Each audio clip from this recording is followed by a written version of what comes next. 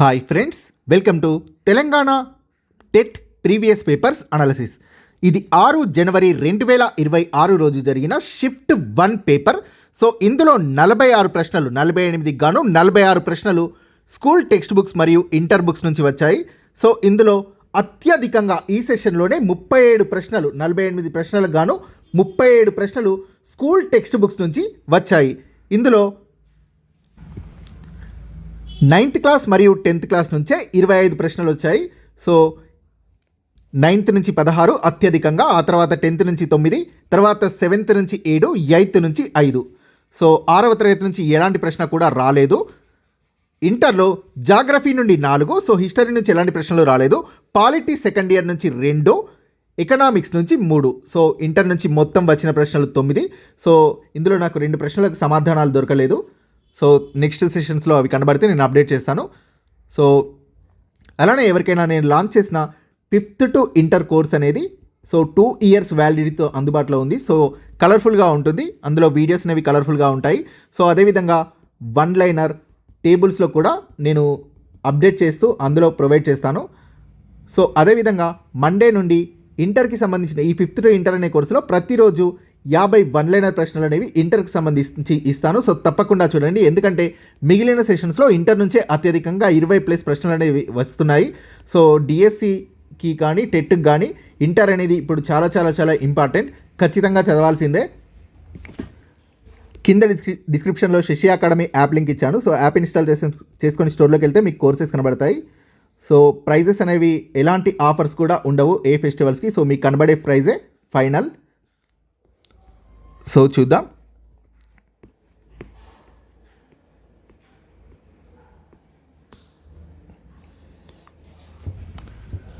So inter course taxes తోటి 552 పడుతుంది. Test series course అనేది 2 years వ్యాలిడిటీ తోటి 339 పడుతుంది. సో ఈ టెస్ట్ సిరీస్లో కూడా మీకు పీడిఎఫ్ అనేది నేను ఇస్తున్నాను. సో అక్కడే లెసన్ చదివి సో టెస్ట్ రాసి ఎక్స్ప్లెనేషన్ చూడండి, కింద ఎక్స్ప్లెనేషన్స్ అనేవి ఉంటాయి కంపల్సరీ. సో ఎక్స్ప్లెనేషన్ చదివిన తర్వాత మళ్ళీ వీడియో కూడా ఇస్తున్నాను, ఆ వీడియో చూడండి. సో ఈ విధంగా మీకు 3 విధాలుగా ఇక్కడే కవర్ అవుతుంది. టెస్ట్ సిరీస్లో కూడా 20+ టెస్టులు ఫ్రీగా ఉన్నాయి. సో రాయండి, చూద్దాం. ఈ పీడిఎఫ్ అనేది కంప్లీట్ అయ్యాక టెస్ట్ సిరీస్ ఫోల్డర్స్లో అందుబాటులో ఉంటుంది, డౌన్లోడ్ చేసుకొని ప్రింట్అవుట్ తీసుకోండి. 6th జనవరి 2026 సోషల్ పేపర్ 2. సూర్యపుటాన్ని ప్రభావితం చేయని ప్రధాన కారకాన్ని గుర్తించండి. భూమి గురుత్వాకర్షణ అనేది ప్రభావితం చేయదు. Geography first year 4th lesson శీతోష్ణ స్థితి 128వ పేజీ. సూర్యపుటాన్ని ప్రభావితం చేసే ప్రధాన కారకాలు అక్షాంశం లాటిట్యూడ్ లేదా భూభ్రమణం, rotation of the earth. So భూభ్రమణం ఫస్ట్ది ప్రభావితం చేస్తుంది. సెకండ్ ఆప్షన్ సూర్యకిరణాల కోణం, రోజులో కాల వ్యవధి లేదా పగటి కాల వ్యత్యాసం, duration of the day. So పగటి కాల వ్యత్యాసం. సో సెకండ్ ఆప్షన్ కూడా ప్రభావితం చేస్తుంది. థర్డ్ ఆప్షన్ వాతావరణంలో పారదర్శకం, transparency of the atmosphere. So వాతావరణ పారదర్శకత, ఈ 3 కూడా ప్రభావితం చేస్తున్నాయి. సో ప్రభావితం చేయనిది మరియు ఆన్సర్ ఆప్షన్ 4. అలల ప్రభావం వల్ల సముద్రపు నీటి కంటే దాదాపు నిలువుగా పైకి లేచి నిట్టారుగా ఉన్న రాతి తీరాన్ని ఇలా పిలుస్తారు, సముద్రపు భృగువు. ఇంగ్లీష్లో సీ క్లిఫ్ అంటారు, సముద్ర భృగువు. 9th క్లాస్ సెకండ్ లెసన్ భూమి సహజ ఆవరణములు, శిలావరణం, పేజ్ నెంబర్ 24. అలల ప్రభావం. సముద్రపు అలల కారణంగా తీర ప్రాంతాలు కోతకి గురి కావడం, అక్కడ మేట వేయడం కారణంగా సముద్ర తీరపు భూస్వరూపాలు ఏర్పడతాయి. సముద్రపు నీటి నుండి దాదాపు నిటారుగా లేచే రాతి తీరాన్ని సముద్ర భృగువు శిఖరం అని అంటారు. సముద్ర భృగువులు మరింత కోతకి గురైనప్పుడు అగ్రం అఖాతాలు ఏర్పడతాయి. సో నేను ఇచ్చే పేజ్ నెంబర్లు అన్నీ కూడా 2025-26 స్కూల్ టెక్స్ట్ బుక్స్ నుంచి, స్కూల్ బుక్స్ అయితే. సో ఉపరితల వాయు ప్రవాహాల వేగం, ఇది నాకు కనబడలేదు ఎక్కడుంది అనేది. సో వేసవిలో తక్కువగా, శీతాకాలంలో ఎక్కువగా ఉంటుంది ఉపరితల వాయు ప్రవాహాల వేగం. ద్వీపకల్ప పీఠభూమి ఉత్తర భాగంలో మూలాలను కలిగి ఉన్న గంగా నది ఉపనదులు సోన్, బెత్వా మరియు చెంబల్. సో ఈ క్వశ్చన్కి కూడా ఆన్సర్ నాకు దొరకలేదు బుక్స్లో. సో ఈ 2 ప్రశ్నలు మాత్రమే దొరకలేదు. సో మిగిలిన అన్ని కూడా అవైలబుల్ ఉన్నాయి. రబ్బరు పంట పండించడానికి కావలసినవి 200 సెంటీమీటర్ల కంటే ఎక్కువ వర్షపాతం మరియు 25 డిగ్రీల సెల్సియస్ లేదా సెంటీగ్రేడ్ కంటే ఎక్కువ ఉష్ణోగ్రతతో పాటు ఆర్ద్ర మరియు తేమతో కూడిన వాతావరణం. 9th క్లాస్ 6th లెసన్ భారతదేశంలో వ్యవసాయం 63వ పేజీ. రబ్బరు పంటలకు అధిక వర్షపాతం అంటే 200 సెంటీమీటర్ల కంటే ఎక్కువ వర్షపాతం, అత్యధిక ఉష్ణోగ్రత అంటే 25 డిగ్రీల సెల్సియస్ లేదా సెంటీగ్రేడ్ కంటే ఎక్కువ ఉష్ణోగ్రతతో పాటు ఆర్ద్ర మరియు తేమతో కూడిన వాతావరణం అవసరం. నెక్స్ట్ క్వశ్చన్, ఈ క్రింది వాటిలో సరికాని జతని గుర్తించండి. హెకేటియస్ భౌగోళిక శాస్త్ర పితామహుడు, కరెక్ట్. అల్ ఇద్రిసి మధ్యయుగ అరబ్ భూగోళ శాస్త్రవేత్త, కరెక్ట్. సాదిక్ ఇస్ఫాహానీ వాతావరణ శాస్త్రవేత్త, ఇది రాంగ్. సాదిక్ ఇస్ఫాహాన్ భౌగోళిక శాస్త్రవేత్త. గెరార్డస్ మెర్కేటర్ డచ్ కార్టోగ్రఫీ పితామహుడు, ఇది కూడా కరెక్టే. సో ఇందులో సరికానిది option 3. 8th class 1st lesson పటాల అధ్యయనం పేజ్ నెంబర్ 3. 17వ శతాబ్దంలో సాదిక్ ఇస్ఫాహాన్ జాన్పూర్లో ఒక అట్లాస్ తయారు చేసినట్లు చెబుతారు. సాదిక్ ఇస్ఫాహాన్ తన పటాల్లో ప్రదేశాల ఉనికిని నిర్ణయించడానికి అక్షాంశ రేఖాంశాల్ని ఉపయోగించాడు. సో అట్లాస్ తయారు చేయడం, అక్షాంశ రేఖాంశాలని ఉపయోగించడం ఇవి వాతావరణ శాస్త్రం కాదు. సో అందువల్ల సాదిక్ ఇస్ఫాహాన్ అనేది ఇక్కడ కరెక్ట్ అవుతుంది. సో భౌగోళిక శాస్త్రవేత్త.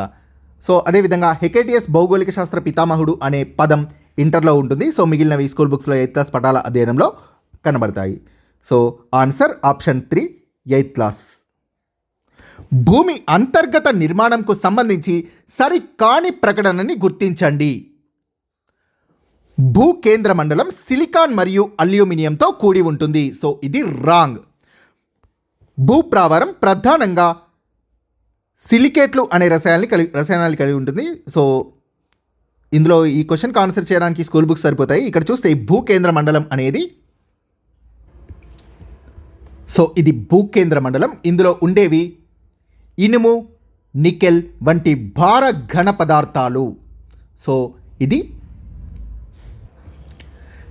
సియాల్ అని ఇచ్చారు. సో సిలికాన్ మరియు అల్యూమినియం అని ఇచ్చారు. ఇది కాంటినెంటల్ క్రస్ట్ యొక్క లక్షణం. సిలికాన్ అల్యూమినియం అనేది ఇక్కడ సరికాదు. సో భూకేంద్ర మండలంలో ఉండేవి ఇనుము, ఐరన్ మరియు నికెల్ వంటి భార ఘన పదార్థాలు ఉంటాయి. సో భూప్రావరంలో సిలికేట్లు అనేవి రసాయన పదార్థాలు ఉంటాయని ఇచ్చారు. So correct. అదేవిధంగా సముద్ర భూపటలం అనేది సిలికాన్ మెగ్నీషియంతో కూడి ఉంటుంది. సో ఇది కూడా కరెక్టే. సిలికాన్ మెగ్నీషియం సిమా ఓషియన్ క్రస్ట్ కలిగి ఉండేది. సో లోపలి కేంద్ర భాగంలోని పదార్థం ఘన రూపంలో ఉంటుంది. సో ఇది కూడా కరెక్టే.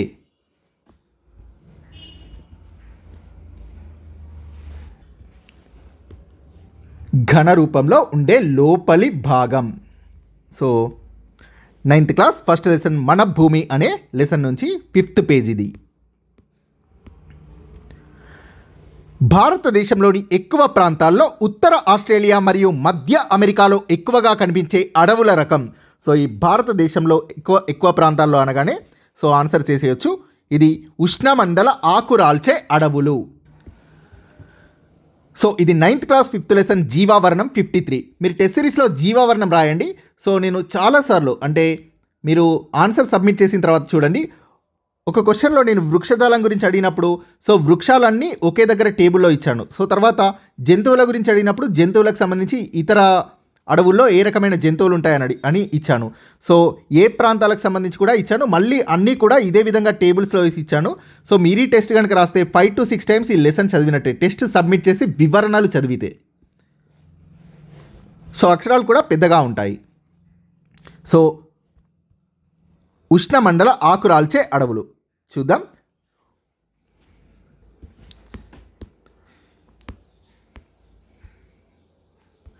ఉష్ణమండల ఆకురాల్చే అడవులు భారత్లో అధిక భాగంలో ఉత్తర ఆస్ట్రేలియా, మధ్య అమెరికాల్లో ఉంటాయి. సో మిగిలిన వృక్షజాలం కూడా ఎక్కడుందో చూద్దాం. సో వృక్షజాలం అవి ఎక్కడెక్కడ ఉంటాయో చూద్దాం. ఉష్ణమండల సతత హరిత అడవులు భూమధ్య రేఖా ప్రాంతం ఉష్ణమండలాల్లో ఉంటాయి. ఇక్కడ పెరిగే వృక్షాలు రోజ్వుడ్, ఎబోని, మహాగని. ఉష్ణమండల ఆకురాల్చే అడవులు భారత్లో అధిక భాగంలో ఉత్తర ఆస్ట్రేలియా, మధ్య అమెరికాల్లో ఉంటాయి. సో ఇక్కడ సాల్, టేకు, వేప, శీశం వంటి చెట్లు పెరుగుతాయి. ఇక్కడ పులులు, సింహాలు, ఏనుగులు, కొండముచ్చులు, కోతులు కనబడతాయి ఉష్ణమండల ఆకురాల్చే అడవుల్లో. సమశీతోష్ణ సతత హరిత అడవులు ఖండాల తూర్పు అంచులైన ఆగ్నేయ అమెరికా, దక్షిణ చైనా, ఆగ్నేయ బ్రెజిల్ వంటి ప్రదేశాల్లో ఉంటాయి. సో ఇక్కడ పెరిగే చెట్లు ఓక్, ఫైన్, నీలగిరి. సమశీతోష్ణ ఆకురాల్చే అడవులు అమెరికాలోని ఈశాన్య ప్రాంతం, చైనా, న్యూజిలాండ్, చిలీ, పశ్చిమ యూరప్ తీర ప్రాంతాల్లో కనబడతాయి. ఇక్కడ ఓక్, యాష్, బిర్చ్ వంటి చెట్లుంటాయి. ఇక్కడ జింక, నక్కా, తోడేలు కనబడతాయి. మధ్యధరా వృక్షజాలం ఖండాల పడమర, నైరుతి అంచుల వద్ద మధ్యధరా సముద్రం చుట్టూ యూరప్, ఆఫ్రికా, ఆసియాల్లో కనబడడం వల్ల దీన్ని మధ్యధరా వృక్షజాలం అంటారు. కాలిఫోర్నియా, నైరుతి ఆఫ్రికా, నైరుతి దక్షిణ అమెరికా, నైరుతి ఆస్ట్రేలియాల్లో మధ్యధరా వృక్షజాలం కనబడుతుంది. మధ్యధరా అడవుల్లో నారింజ వంటి నిమ్మజాతి చెట్లు, ఆలివ్, ద్రాక్ష, అంజూర్ వంటి చెట్లు కనబడతాయి. ఇక్కడ సహజ వృక్షజాలాన్ని నిర్మూలించారు. అడవి జంతువులు ఎక్కువగా లేవు మధ్యధరా వృక్షజాలం వద్ద.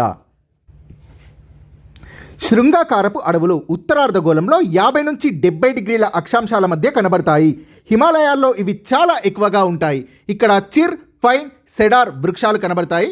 ఇక్కడ సిల్వర్ ఫాక్స్, మింక్, ధృవ ప్రాంత ఎలుగుబంటి కనబడతాయి శృంగాకారపు అడవుల్లో. ఉష్ణమండల గడ్డి భూములు భూమధ్య రేఖకు ఇరువైపులా ఉష్ణమండలాల వరకు విస్తరించి ఉంటాయి. ఇక్కడ గడ్డి చాలా పొడవుగా 3 నుండి 4 మీటర్ల ఎత్తు వరకు పెరుగుతుంది. ఆఫ్రికాలోని సవన్నా గడ్డి భూములు ఈ రకమైనవే. ఇక్కడ ఏనుగులు, కంచరగాడిద, జిరాఫీ, జింక, చిరుతపులి కనబడతాయి. సమశీతోష్ణ మండల గడ్డి భూములు మధ్య అక్షాంశాల వద్ద ఖండాంతర్గత భాగాల్లో కనబడతాయి. సమశీతోష్ణ మండల గడ్డి భూములు. ఇక్కడ గడ్డి కురచగా ఉండి పోషకాలతో ఉంటుంది. ఈ గడ్డి భూముల్ని యూరేషియాలో స్టెప్పీలు అంటారు. సమశీతోష్ణ మండల గడ్డి భూములను. ఇక్కడ అడవి బర్రెలు, దున్నలు, దుప్పి కనబడతాయి. ముళ్ళ పొదలు పొడిగా ఉండే ఎడారి వంటి ప్రాంతాల్లో ఉంటాయి. ముళ్ళ పొదల వద్ద తక్కువ వర్షపాతం, అధిక వేడిమి వల్ల ఇక్కడ వృక్షజాలం అనేది చాలా తక్కువగా ఉంటుంది. ముళ్ళ పొదల వద్ద టండ్రా వృక్షజాలం యూరప్, ఆసియా, ఉత్తర అమెరికా ఖండాల ధృవ ప్రాంతాల్లో కనబడుతుంది. ఇక్కడ నాచు, లైకెన్, చిన్న చిన్న పొదలు ఉంటాయి. ఇక్కడ seal, walrus, musk oxes, arctic గుడ్లగూబ, ధృవ ప్రాంత ఎలుగు, ధృవపు నకలు కనబడతాయి. టండ్రా వృక్షజాలంలో రాళ్ళు చాలా గట్టిగా ఉన్న ప్రాంతాల్లో నది తన ప్రవాహ మార్గాన్ని సన్నటి లోతైన లోయగా కోస్తుంది. దీని అంచులు నిటారుగా ఉంటాయి. వీటిని ఇలా అంటారు, గార్జెస్ అంటారు. 9th క్లాస్ సెకండ్ లెసన్ భూమి సహజ ఆవరణములు, శిలావరణం, పేజ్ నెంబర్ 21. గార్జెస్ రాళ్ళు లేదా శిలలు చాలా గట్టిగా ఉన్న ప్రాంతాల్లో నది తన ప్రవాహ మార్గాన్ని సన్నటి లోతైన లోయగా కోస్తుంది. దీని అంచులు నిటారుగా ఉంటాయి. వీటిని గార్జెస్ అంటారు. ఎగ్జాంపుల్, గోదావరి నదిపై పాపికొండల వద్ద బైసన్ గార్జ్, ఇది ఏపీలో ఉంది. కాశ్మీర్లోని ఇండస్ గార్జ్. ఎస్కిమోలు చూసిన మొదటి యూరోపియన్లు ఐస్లాండ్ నుండి వచ్చిన వైకింగ్లను చూశారు. 8th క్లాస్ 4th లెసన్ ధృవ ప్రాంతాలు, పేజ్ నెంబర్ 47. బయటి ప్రపంచంతో సంబంధాలు అనే హెడ్డింగ్ కింద ఉంటుంది. ఎస్కిమోలు మొట్టమొదట చూసిన బయటి వాళ్ళు వైకింగులు ఐస్లాండ్ నుండి వచ్చి గ్రీన్లాండ్లో నివాసం ఏర్పరచుకున్నారు. సో ఐస్లాండ్ నుండి వచ్చిన వైకింగ్లని చూశారు. సముద్రాన్ని వెనక్కి నెట్టడానికి డైక్స్ నిర్మించడం ద్వారా సముద్రం నుండి తిరిగి పొందిన చిన్న భూభాగాల్ని ఇలా పిలుస్తారు. సో టెక్స్ట్ బుక్స్లో డైక్స్ అనేది ఈ విధంగా ఇంగ్లీష్ వర్డ్స్లో ఇచ్చారు. సో ఇవి కూడా ఇప్పుడు కొత్తగా నేను చేస్తున్న 2025-26 మెటీరియల్లో సో పక్కనిచ్చిన ఇంగ్లీష్ వర్డ్స్ కూడా ఇంక్లూడ్ చేస్తున్నాను. సో మళ్ళీ ప్రిపేర్ చేస్తున్న మెటీరియల్ 25-26 నుంచి. సో అదేవిధంగా ఆల్రెడీ ప్రీవియస్ పేపర్స్ 2023-24 ప్రకారం నేను ప్రిపేర్ చేసిన 1600+ పేజెస్ మెటీరియల్ ఎవరైతే పర్చేస్ చేశారో సో వాళ్ళందరికీ మళ్ళీ ఆ పీడిఎఫ్ ఎలాంటి అమౌంట్ తీసుకోకుండా పంపించబడుతుంది. సో ఎవరికైనా స్కూల్ బుక్స్ 6 to 10th వరకు ఉన్న పీడిఎఫ్స్ కావాలి అనుకుంటే 9494525644 నెంబర్కి మీరు గూగుల్ పే కానీ ఫోన్పే కానీ చేసి ఇదే నెంబర్కి వాట్సాప్ పెడితే నేను మీకు పీడిఎఫ్స్ అనేవి ఈ వాట్సాప్కి పంపిస్తాను. సో పీడిఎఫ్స్ అన్ని ఏ క్లాస్కి ఆ క్లాస్కే ఉంటాయి. So 6th, 7th, 8th, 9th, 10th అనేవి. సో పీడిఎఫ్ ప్లస్ వీడియోస్ అనే కోర్స్ కొన్న వారికి కూడా ఇవి డౌన్లోడ్ అవుతాయి. సో దాంట్లో కూడా నేను మీకు అప్డేట్ చేసినవి ఇస్తాను. సో 2025-26 ప్రకారం పాయింట్ వైజ్గా ఉన్నవన్నీ కూడా అందులో అప్డేట్ చేసి ఇంక్లూడ్ చేయడం అవుతుంది. సో చూద్దాం. సముద్రాన్ని వెనక్కి నెట్టడానికి డైక్స్ నిర్మించడం ద్వారా సముద్రం నుండి తిరిగి పొందిన చిన్న భూభాగాల్ని ఇలా పిలుస్తారు, ఫోల్డర్స్ అని పిలుస్తారు. సో ఇది రిపీట్ అయిన question. 7th class 5th lesson Europe. So చాలాసార్లు అడుగుతూ ఉంటారు ఈ క్వశ్చన్ని, రిపీట్ అంటే. సో ఈ 2026లో జరిగిన సో దీంట్లో వచ్చింది. సో అంతకుముందు పేపర్స్లో కూడా ఈ ప్రశ్న అనేది రావడం జరిగింది. సో హాలండ్ లేదా డచ్లో వ్యవసాయానికి పనికి వచ్చే భూమి చాలా తక్కువ. వీరికి తీవ్రమైన భూభాగపు కొరత ఉంది. హాలాండ్ వారు గతంలో సముద్ర జలాలతో నిండి ఉన్న ప్రాంతంలో నీటిని వెనక్కి మళ్లించి గోడలు కట్టి, అంటే డైక్స్, ఆ ప్రాంతంలో కొద్దిపాటి వ్యవసాయం చేస్తున్నారు. ఆ భూమిని వారు పోల్డర్ అని పిలుస్తారు. గ్రీన్విచ్ వద్ద మధ్యాహ్నం 12 గంటలు అయినప్పుడు 90 డిగ్రీల పశ్చిమ రేఖాంశం వద్ద న్యూ ఓర్లీన్స్ స్థానిక సమయం ఎంత? సో గ్రీన్విచ్ వద్ద మధ్యాహ్నం 12 గంటలు అయినప్పుడు సో 90 డిగ్రీల పశ్చిమ రేఖాంశం, సో పశ్చిమ వైపుకు వెళ్తుంటే సమయాన్ని తీసేయాలి. సో ఒక రేఖాంశం వాల్యూ 4 నిమిషాలు. సో 90 డిగ్రీలు, 90 × 4 360 నిమిషాలు తీసేయాలి. సో 360 నిమిషాలు సో డివైడెడ్ బై 60 చేస్తే, సో 60 నిమిషాలతో డివైడ్ చేస్తే సో ఎన్ని గంటలు అంటే 6 గంటలు అని తెలుస్తుంది. సో 6 గంటలని దీంట్లోంచి తీసేస్తే 6 AM 6 AM అవుతుంది. సో ఇది 9th క్లాస్ మన భూమిలో ఉంటుంది. సో పేజ్ నెంబర్ 11లో సో తూర్పుకు వెళ్తుంటే సమయాన్ని కలపడం, పశ్చిమానికి వెళ్తుంటే తీసేయడం చూపిస్తుంది. సో 360 నిమిషాలు కాబట్టి ఇది 6 గంటలు అని అర్థం. సో 6 గంటల్ని తీసేస్తే ఆన్సర్ అవుతుంది. తూర్పుకి వెళ్తే కలపాలి, పశ్చిమానికి వెళ్తే తీసేయాలి గ్రీన్విచ్ నుండి. భూకంపాలు మరియు అగ్నిపర్వతాలకు గురయ్యే ప్రాంతాలు, పలకల సరిహద్దులు. 9th క్లాస్ 2nd లెసన్ భూమి సహజ ఆవరణములు, శిలావరణం, పేజ్ నెంబర్ 19. పసిఫిక్ అగ్నివలయం. సో పసిఫిక్ మహాసముద్ర అంచున అంతటా కూడా ఫలక సరిహద్దులు ఉన్నాయి. ఈ ఫలక సరిహద్దుల వల్లనే అగ్నిపర్వతాలు, భూకంపాలు సంభవిస్తూ ఉండడం వల్ల దానికి పసిఫిక్ అగ్నివలయం అనే పేరు వచ్చింది. సో ఇది కూడా అడిగారు. ప్రపంచంలో ఇప్పటికీ సజీవంగా ఉన్న అగ్నిపర్వతాల్లో 3/4 వంతు పసిఫిక్ మహాసముద్రం అంచునే ఉన్నాయి అని. సో ప్రీవియస్గా జరిగిన వాటిలో. సో పశ్చిమ రాజస్థాన్లో ప్రబలంగా ఉన్న వాతావరణ రకం శుష్క వాతావరణం. 10th క్లాస్ 1st లెసన్ భారతదేశం భౌగోళిక స్వరూపాలు, పేజ్ నెంబర్ 12. పశ్చిమ రాజస్థాన్లోని అధిక భాగం థార్ ఎడారి విస్తరించి ఉంది. ఇక్కడ శుష్క వాతావరణం ఉంటుంది. ఈ నేలలు వేడి వాతావరణంలో లోతైన పగుళ్లను ఏర్పరుస్తాయి. కావున ఈ నేల గాలి ప్రసరణకు సహాయపడుతుంది. అవి నల్లరేగడి నేలలు. Geography 2nd year 8th lesson శీతోష్ణ స్థితి వృక్ష సంపద మరియు మృత్తికలు, పేజ్ నెంబర్ 186. వేసవి కాలంలో నల్లరేగడి నేలల్లో పెద్ద పెద్ద పగుళ్ళు కనిపిస్తాయి. సో పెద్ద పెద్ద పగుళ్ళు ఏర్పరుస్తాయి. ఎక్కడ ఏ నేలలు ఏర్పరుస్తాయని అడిగారు. సో నల్లరేగడి నేలలు. సో దీనివల్ల గాలి ప్రసరణకు ఇది సహాయపడుతుంది. సో మనకు బుక్లో నల్లరేగడి నేలల్లో, సో ఇంటర్కి సంబంధించిన బుక్లో పెద్ద పెద్ద పగుళ్ళు కనిపిస్తాయి అని ఇచ్చారు. సో ఇది ఆన్సర్ అవుతుంది. సో పగుళ్ళు ఏర్పడతాయి కాబట్టి గాలి ప్రసరణకు ఇది సహాయపడుతుంది. 106వ ప్రశ్న. ద్రవ్యోల్బణ పరిస్థితిలో ధరలను నియంత్రించడంలో ప్రభుత్వం ఈ క్రింది చర్యల్లో ఒకదాన్ని అనుసరించదు. సో దిగుమతి ఎగుమతి విధానాన్ని ఉపయోగిస్తుంది. చెలామణిలో ఉన్న ద్రవ్యాన్ని తగ్గిస్తుంది. వ్యాపారవేత్తలకు అవసరమైన వస్తువుల్ని నిల్వ చేసుకోవడానికి అనుమతి ఇవ్వడం. సో ఇది రాంగ్. అధిక ఆదాయ వర్గాలపై పన్నులు విధిస్తుంది. సో అనుసరించనిది. సో ఈజీగా ఐడెంటిఫై చేయొచ్చు. ఆన్సర్ అనేది option 3. So 9th class 10th lesson ధరలు జీవన వ్యయం, పేజ్ నెంబర్ 127. డబ్బు సరఫరాను తగ్గించడం ద్వారా దేశవ్యాప్తంగా డబ్బు చెలామణి తగ్గిపోయి సాధారణ ప్రజల కొనుగోలు స్థాయి కూడా తగ్గి వస్తువుల డిమాండ్తో పాటు ధరలు కూడా తగ్గుతాయి. సో చెలామణిలో ఉన్న ద్రవ్యం తగ్గించడం. చెలామణిలో ఉన్న ద్రవ్య సరఫరా తగ్గించాలనుకున్నప్పుడు ప్రభుత్వం సంపన్న ఆదాయ వర్గాలపై అనేక వినియోగ వస్తువులపై అధిక పన్నులు విధిస్తుంది. సో సంపన్న ఆదాయ వర్గాలన్నా అధిక ఆదాయ వర్గాలన్నా ఒకటే. సో వీరిపై పన్నులు విధిస్తుంది. ఇక్కడ ప్రజల కొనుగోలు శక్తిని తగ్గించడం ప్రభుత్వ ఉద్దేశం. అంతకుముందు సెషన్స్లో అడిగారు. సో అంతకుముందు ఇయర్స్లో జరిగిన టెట్లో ప్రజలు తక్కువ డబ్బులు ఖర్చు చేయడం ద్వారా వారి వినియోగం కూడా తగ్గిపోయి ఇది ధరల తగ్గుదలకు దారితీస్తుంది. ప్రభుత్వం ఎగుమతి దిగుమతుల విధానం ద్వారా కూడా నిత్యావసర వస్తువుల ధరల్ని నియంత్రిస్తుంది. సో ఇది కూడా అడిగారు అంతకుముందు కూడా. సో ఇక్కడ ఇచ్చిన ఆప్షన్స్లో ఇది కూడా ఉంది, దిగుమతి ఎగుమతి విధానాన్ని ఉపయోగించడం.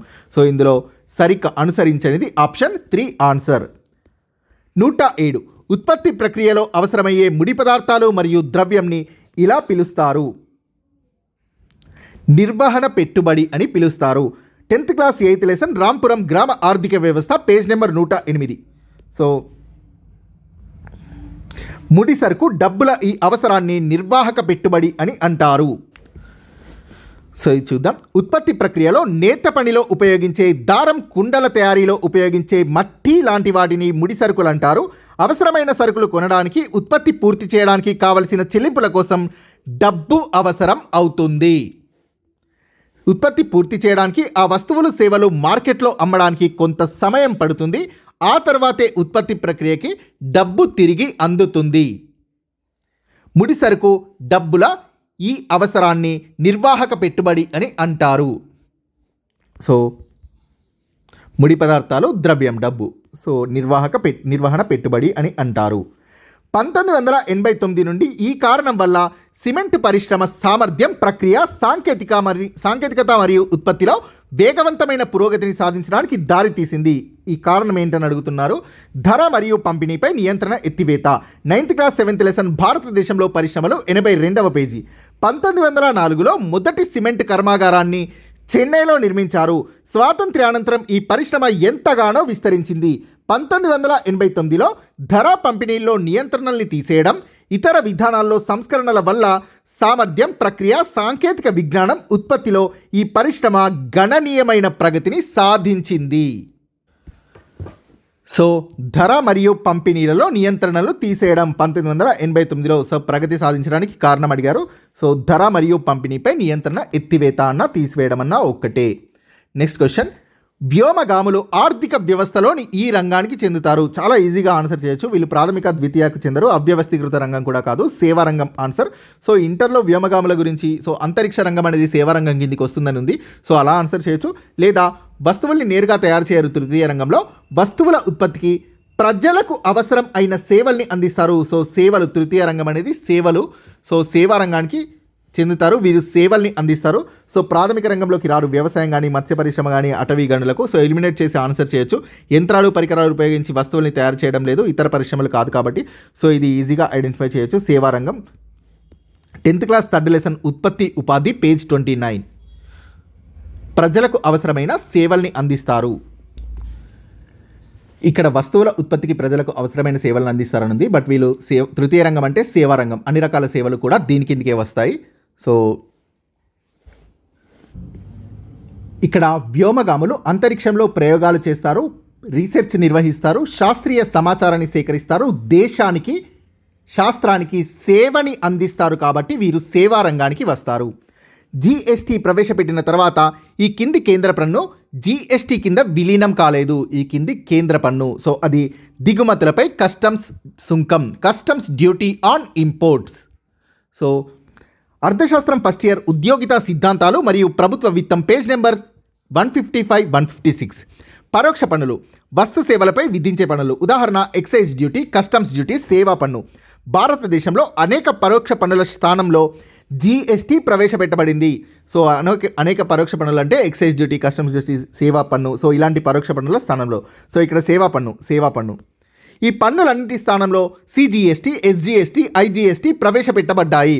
సో ఇక్కడ ఇచ్చిన ఆప్షన్స్లో చూస్తే కేంద్ర ఎక్సైజ్ డ్యూటీ. సో ఇక్కడ ఇచ్చిన ఇన్ఫర్మేషన్లో కేంద్ర ఎక్సైజ్ డ్యూటీ ఫస్ట్ ఆప్షన్. కేంద్ర అమ్మకం పన్ను. సో కేంద్ర అమ్మకం పన్ను వీటి స్థానంలో జిఎస్టీని ప్రవేశపెట్టారు. ఇవి జిఎస్టీకి పూర్వపు పరోక్ష పన్నుల జాబితా. సో ఈ పన్నులన్నింటి స్థానంలో CGST central, SGST GST state,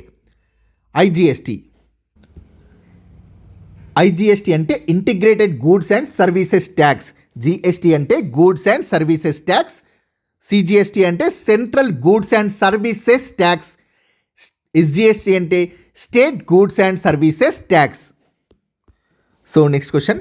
జనాభా పెరుగుదల రేటు ఈ సందర్భంలో ప్రతికూలంగా ఉంటుంది. జనన రేటు మరణ రేటు కంటే తక్కువగా ఉన్నప్పుడు ప్రతికూలంగా ఉంటుంది. సో ఈజీగా ఆన్సర్ చేయొచ్చు ఇది. Geography second year second lesson ప్రపంచ జనాభా పేజ్ నెంబర్ 19. వ్యతిరేక జనాభా పెరుగుదల. 2 పరిమిత కాలాల మధ్య జనాభా తరుగుదల ఉన్నప్పుడు వ్యతిరేక జనాభా పెరుగుదల అంటారు. సో ప్రతికూల అన్న వ్యతిరేక అన్న ఒకటే. అయితే ఇది జననాల రేటు మరణాల రేటు కంటే తక్కువగా పడిపోయినప్పుడు లేదా నమోదైనప్పుడు లేదా జనాభా ఇతర దేశాలకు వలసపోయినప్పుడు సంభవిస్తుంది. కింది వాటిలో జనవరి 1, 1995న ఈ అంతర్జాతీయ సంస్థ యొక్క కార్యకలాపాలు ప్రారంభమయ్యాయి. సో అది ప్రపంచ వాణిజ్య సంస్థ, వరల్డ్ ట్రేడ్ ఆర్గనైజేషన్. అర్థశాస్త్రం సెకండ్ ఇయర్, విదేశీ రంగం, పేజ్ నెంబర్ 273. సో ఇందులో భారతదేశం జనవరి 1, 1995 నుండి ప్రపంచ వర్తక సంస్థ సభ్యదేశంగా మారిందని ఇచ్చారు. సో డిసెంబర్ 30, 1994లో ప్రపంచ వర్తక సంస్థ ఒప్పందంపై సంతకం చేయడం ద్వారా భారత్ జనవరి 1 నుంచి సభ్యదేశంగా మారింది అని ఇచ్చారు. సో ఇక్కడ ఈ రోజు నుంచి అమల్లోకి వచ్చిందని డైరెక్ట్గా ఇవ్వలేదు, బట్ జాగ్రఫీ సెకండ్ ఇయర్ ప్రపంచ రవాణా వాణిజ్యంలో ఇచ్చారు. జనవరి 1, 1995 నాడు GATT general agreement for tariffs and trade స్థానంలో ప్రపంచ వాణిజ్య సంస్థగా రూపాంతరం చెందింది. General agreement for tariffs and trade అనేది ప్రపంచ వాణిజ్య సంస్థగా రూపాంతరం చెందింది. సో ఇక్కడ డైరెక్ట్ డేట్ ఇచ్చారు. సో ఇది geography, but world trade organisation అంటే జనరల్గా ఎకనామిక్స్ కింద తీసుకున్నాం. సో అందు గురించి నేను ఇది ఎకనామిక్స్ కిందకి ఇచ్చాను. సో ఆన్సర్ అనేది ఆప్షన్ 2. సో రెండింట్లో కూడా ఉంది.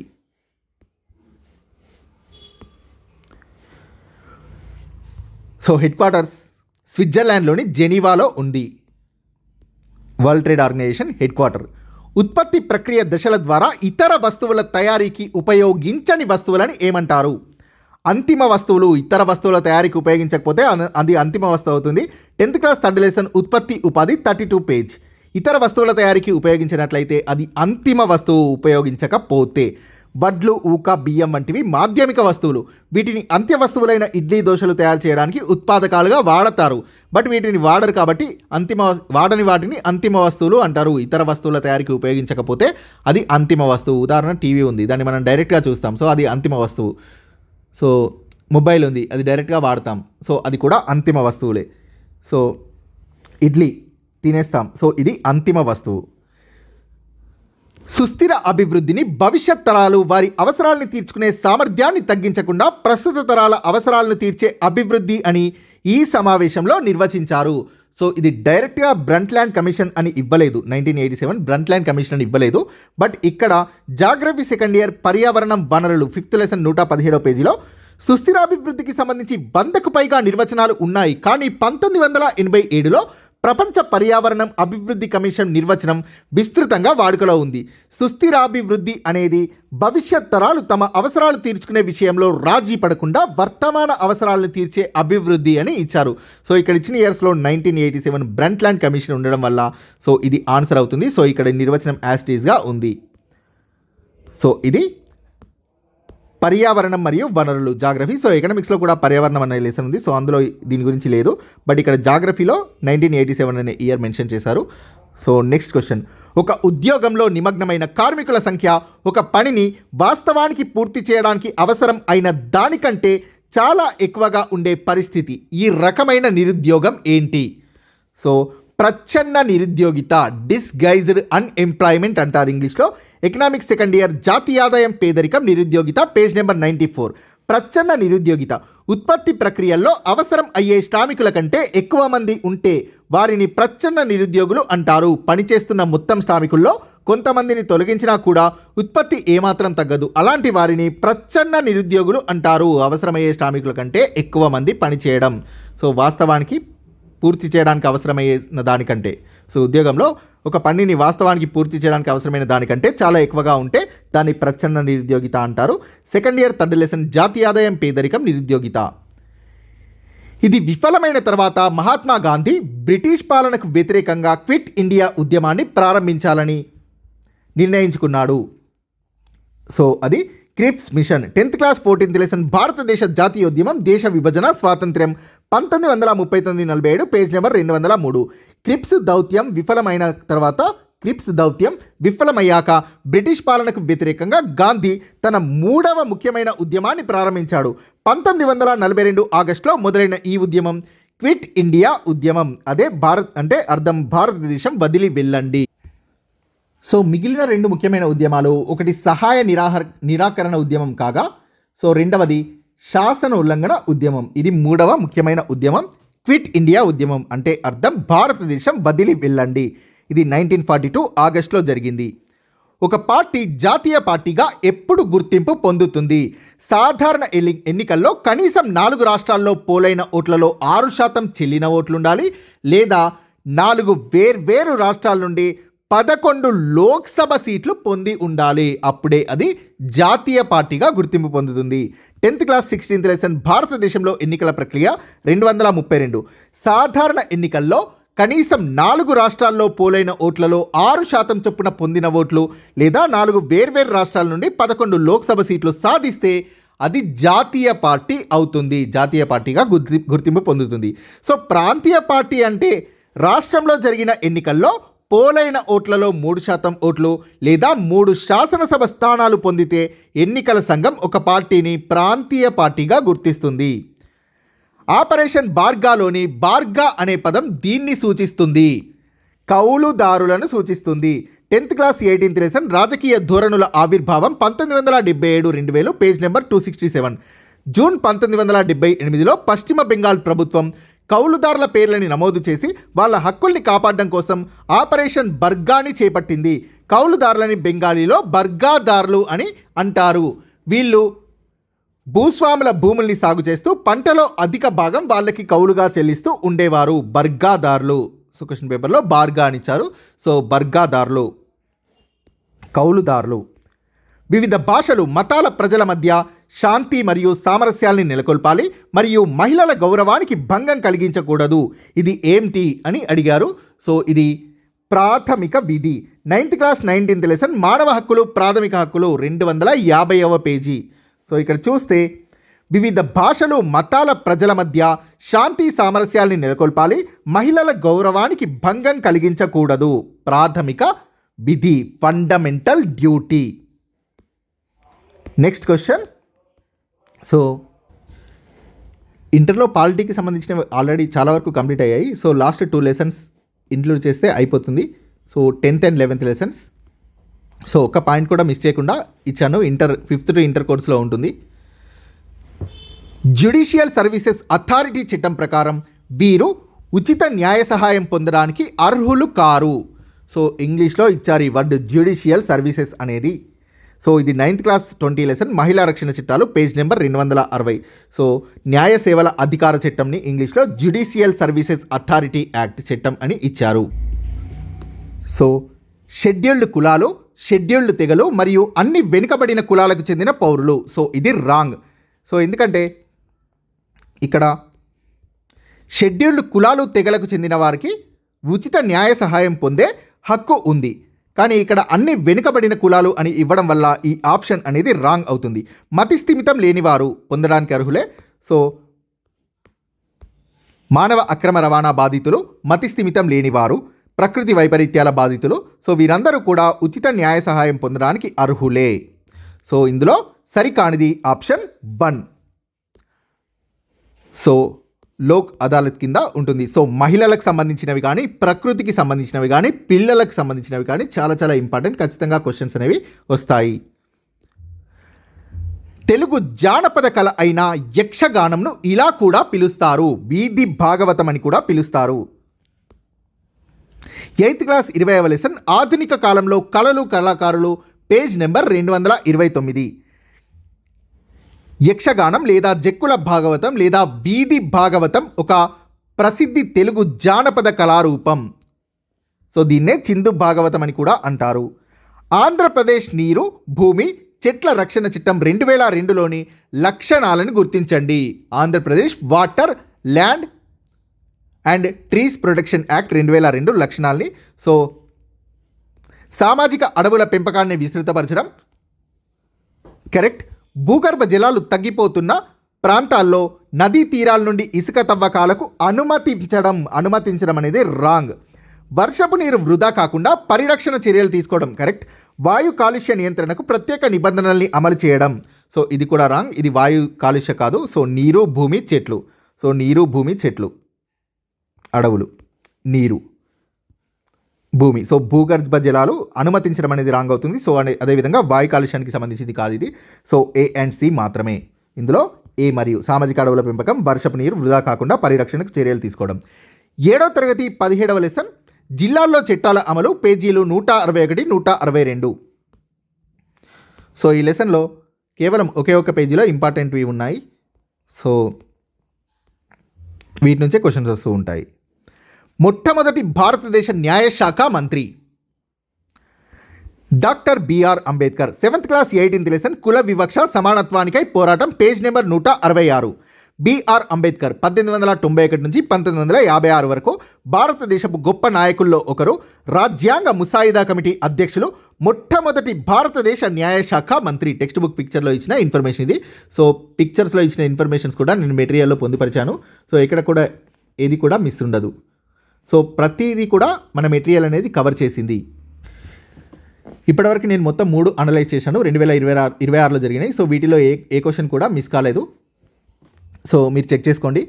కింది వాటిలో భారతదేశ రాజ్యాంగంలోని 8వ షెడ్యూల్లో లేని భాష. సో ఈజీ, ఇంగ్లీష్ అనేది లేదు. సో ఇది పాలిటీ సెకండ్ ఇయర్ భారత రాజ్యాంగం చారిత్రక నేపథ్యం, పేజ్ నెంబర్ 26. 8వ షెడ్యూల్ అధికార భాషల గురించి తెలియజేస్తుంది. 1992లో 71వ రాజ్యాంగ సవరణతో కొంకణి, మణిపురి, నేపాలీ భాషలు జత చేశారు. 2003లో 92వ రాజ్యాంగ సవరణతో సంతాలి, మైథిలి, బోడో, డోగ్రీ భాషల్ని జత చేశారు. సో నేపాలీ, సంతాలి, మైథిలి, 8వ షెడ్యూల్లో ఉన్నాయి. ఇంగ్లీష్ లేదు, చాలాసార్లు ఇంగ్లీషే ఇస్తారు ఆప్షన్. అమెరికా మరియు రష్యా ఈ సంవత్సరంలో 2వ ప్రపంచ యుద్ధంలో చేరాయి. 1941. 10th క్లాస్ 12th లెసన్ ప్రపంచ యుద్ధాల మధ్య ప్రపంచం, 1914-45 మధ్య, పేజ్ నెంబర్ 181. రెండో ప్రపంచ యుద్ధం 1939 సెప్టెంబర్ 1న డాంజింగ్ రేవుని జర్మనీకి అప్పగించడానికి పోలాండ్ నిరాకరించడంతో ప్రారంభమైంది. ఆ వెంటనే పోలాండ్లోకి ప్రవేశించి శిక్షించడానికి జర్మనీ సైన్యాలు దండెత్తాయి. జర్మనీ సేనలు పోలాండ్ని స్వాధీనం చేసుకోవడం ఒక చిన్న సైనిక చర్య అవుతుందని హిట్లర్ భావించాడు. కానీ పోలాండ్కి బ్రిటన్తో సైనిక ఒప్పందం ఉండడం వల్ల పోలాండ్ పక్షాన బ్రిటన్ యుద్ధంలో చేరింది. రెండవ రోజు ఫ్రాన్స్ కూడా యుద్ధంలో చేరింది. దీంతో 2వ ప్రపంచ యుద్ధం మొదలైంది. ఫాసిస్ట్ దేశాలు ఒకదాంతో ఒకటి సహకరించుకుంటూ పొరుగు దేశాలని ఆక్రమించడం మొదలుపెట్టాయి. దీంతో అక్షరాజ్యాలు ఒకవైపు, మిత్రరాజ్యాలు ఇంకోవైపు ఉండి 2వ ప్రపంచ యుద్ధంలో పోరాడాయి. సో మిత్రరాజ్యాలంటే ఇంగ్లాండ్, అమెరికా, ఫ్రాన్స్, యుఎస్ఎస్ఆర్. అక్షరాజ్యాలంటే జర్మనీ, ఇటలీ, జపాన్. 2వ ప్రపంచ యుద్ధానికి సంబంధించి 1941లో జర్మనీ మిత్రదేశమైన జపాన్ అమెరికాలోని పెరల్ హార్బర్పై దాడి చేసింది. 1941లో 1942లో హిట్లర్ రష్యాపై దండెత్తాలి అని అనుకున్నాడు. 1942లో దండెత్తాలని నిర్ణయించుకున్నాడు. దాంతో జర్మనీకి వ్యతిరేకంగా యుద్ధంలో అమెరికా, రష్యా కూడా భాగస్వాములయ్యాయి. 1942లో దండెత్తాలనుకున్నాడు. సో 1941లోనే ఇవి యుద్ధంలో భాగస్వాములయ్యాయి.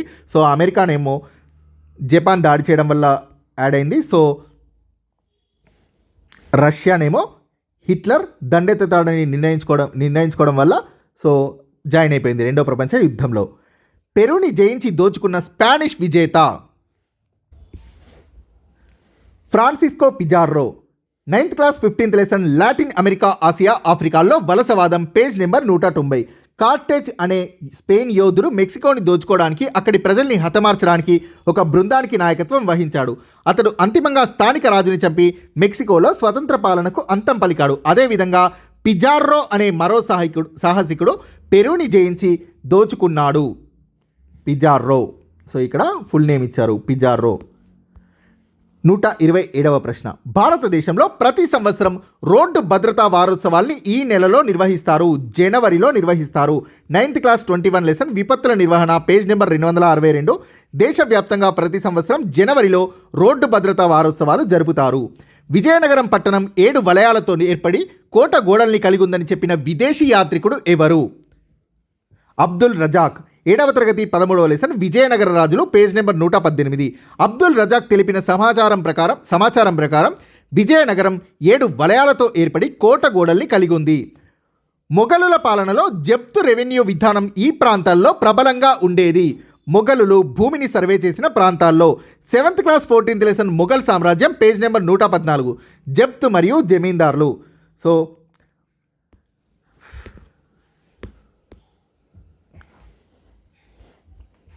ఇక్కడ జప్తు విధానం గురించి ఇచ్చారు. మొఘలుల పాలనలో అధికారులు సర్వే చేసిన ప్రాంతాల్లో ఈ జబ్త్ పద్ధతి అనేది సాధ్యపడింది, కానీ గుజరాత్, బెంగాల్ లాంటి ప్రాంతాల్లో ఇది సాధ్యపడలేదు. సో అంతకుముందు ఈ క్వశ్చన్ కూడా ఇచ్చారు, సాధ్యపడనిది. సో అధికారులు సర్వే చేసిన అంటే మొఘల్ పాలకులు, సో మొఘల్ భూమిని సర్వే చేసిన ప్రాంతాలు అనేది కరెక్ట్ అవుతుంది.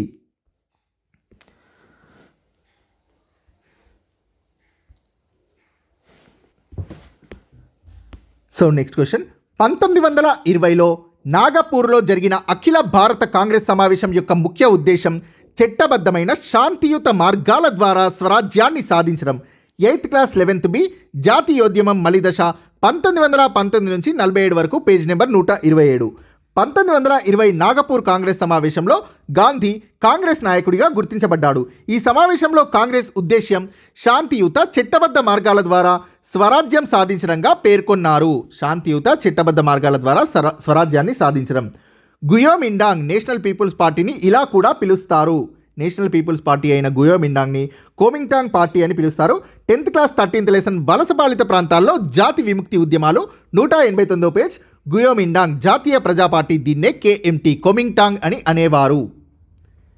8వ శతాబ్దం మధ్యలో రాష్ట్రకూటుల్లో ముఖ్యుడైన దంతిదుర్గుడు చాళుక్య ప్రభువుని తొలగించి ఈ సంస్కార విధిని నిర్వహించాడు. హిరణ్యగర్భ అనే సంస్కార విధిని నిర్వహించాడు. 7th క్లాస్ 11th లెసన్ కొత్త రాజ్యాలు రాజులు, పేజ్ నెంబర్ 102. 8వ శతాబ్దం మధ్యలో రాష్ట్రకూటుల్లో ముఖ్యుడైన దంతిదుర్గుడు చాళుక్య ప్రభువుని ఓడించి హిరణ్యగర్భ బంగారు గర్భం అనే సంస్కార విధిని నిర్వహించాడు. హైదరాబాద్ నిజాం వీరికి ఖుర్సు ఈ దక్కన్ అనే బిరుదుని ఇచ్చి గౌరవించాడు. బిఎస్ వెంకట్రావుకి 7th క్లాస్ 18th లెసన్ కుల వివక్ష సమానత్వానికై పోరాటం, పేజ్ నెంబర్ 169. బిఎస్ వెంకట్రావు నిజాం రాజు ఖుర్సు ఈ దక్కన్ అనే బిరుదుతో ఆయన్ని గౌరవించాడు, బిఎస్ వెంకట్రావుని. ఫ్రాన్స్ జాతీయ అసెంబ్లీ రూపొందించిన రాజ్యాంగ ముసాయిదా దీంతో ప్రారంభమైంది. మానవ మరియు పౌర హక్కుల ప్రకటనతో. నెంబర్ ఆఫ్ టైమ్స్ స్టేట్లో అడిగిన బిట్ ఇది. 9th class 12th lesson 17th, 18th, 19th శతాబ్దాల్లో ప్రజాస్వామిక జాతీయవాద విప్లవాలు, పేజ్ నెంబర్ 156. ఫ్రాన్స్ రాజ్యాంగం పురుషులు పౌరుల హక్కుల ప్రకటనతో మొదలైంది. పురుషులు అంటే మానవ, పౌర హక్కుల ప్రకటనతో. వెడలిపో తెల్లదొర వెడలిపో అన్న పాట ఈ సినిమాలోనిది. మన దేశం అనే సినిమాలోనిది. 8th class 22nd lesson cinema ముద్రణ మాధ్యమాలు, పేజ్ నెంబర్ 241. 1949లో తీసిన మన దేశం చిత్రంలోని పాట వెడలిపో తెల్లదొర వెడలిపో. ఈ క్రింది వాటిలో ఒకటి 1909 నాటి మింటో మోర్లీ సంస్కరణ. ముస్లింలకు ప్రత్యేక నియోజకవర్గాలు ప్రవేశపెట్టడం. Polity second year first lesson భారత రాజ్యాంగం చారిత్రక నేపథ్యం, పేజ్ నెంబర్ 113. భారత కౌన్సిల్ చట్టం 1909 భారతదేశంలో ప్రత్యేక ప్రాతినిధ్య నియోజకవర్గాల్ని ప్రవేశపెట్టింది. సాధారణ నియోజకవర్గాలతో పాటు వివిధ తరగతులకు ప్రత్యేక నియోజకవర్గాలు ఏర్పడ్డాయి. భూస్వాములు, ముస్లింలు, వ్యాపార వాణిజ్య సంఘాలకు, ఛాంబర్స్ ఆఫ్ కామర్స్కి ప్రత్యేక నియోజకవర్గాలు రూపొందాయి. ముస్లింలకు. ఇందులో సరైంది 1869లో. సో టెక్స్ట్ బుక్లో ఇది మారింది 2024-25లో. సో ఈ విధంగా ఇచ్చారు 1869, 74 మధ్య. బట్ 2025-26లో డైరెక్ట్గా 1869 ఇచ్చారు. ఈ క్వశ్చన్ కొత్త బుక్ నుంచి ఫ్రేమ్ చేశారు. 1869లో ఆఫ్రికాలోని కాంగో ప్రాంతానికి అన్వేషకుడిగా హెచ్ఎం స్టాన్లీని పంపిన బెల్జియం రాజు Leopold II, king Leopold II. 9వ తరగతి 15వ అధ్యాయం లాటిన్ అమెరికా, ఆసియా, ఆఫ్రికాల్లో వలసవాదం, పేజ్ నెంబర్ 200. లియోపోల్డ్ II బెల్జియంకి చెందిన రాజు. 1869 నుంచి 74 మధ్య లియోపోల్డ్ II అనే రాజు కాంగో ప్రాంతానికి స్టాన్లీ అనే అన్వేషకుడిని రహస్యంగా పంపించాడు.